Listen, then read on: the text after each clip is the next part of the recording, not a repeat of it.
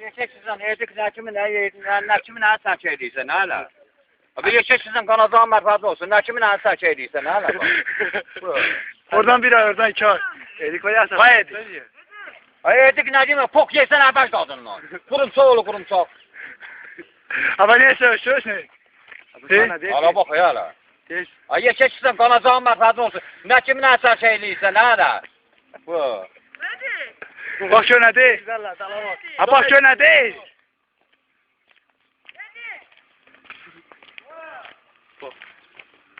Pok yersen abaş kadınla. Edik. Ne kimi apar vereceğim ben milisiyet kezem var yok onu ağzında. Ne göt veren köpeği oğlu. Yok ha. Ama yeşek sizden kanadağın merfazı olsun. Ne kimin ne saç ediyse ne hala. Teyze takdim edin. Ala bak ya ala. Ne diyecek? Değil kalp Bak ya. Orada ne var? Adam sen teyze ucuyorsan sen de. Hepsi. Ay yeşek sizden kanadağın merfazı olsun. Ne kimin ne saç ediyse ne hala. Bir şey sen teyze maşhur hatta maşhur. Ala bak ya ala. Teyze ucuyorsan sen de. Ne deyirsən? Teyze ucuyorsan sen de. Teyzenin adı teyze baksın. Ne deyirsən? Orada teyze ucuyorsan sen de deyin. Aslan öyle özüm benim qancıq kəpakıdır. Al orada mənə 3'dür, 4'dür, ya 5'dir, ya 6'dır. Orada nə kimi qancıq kəpakıdır. Neynədir yəni? Əli vur elə alnıma bax gör elə.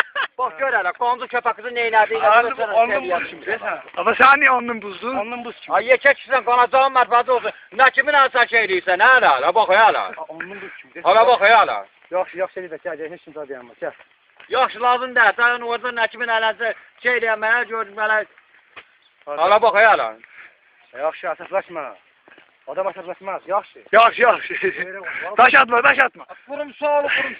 Göt veren köpeği olur. Ne kimi nə saç Söyləmək.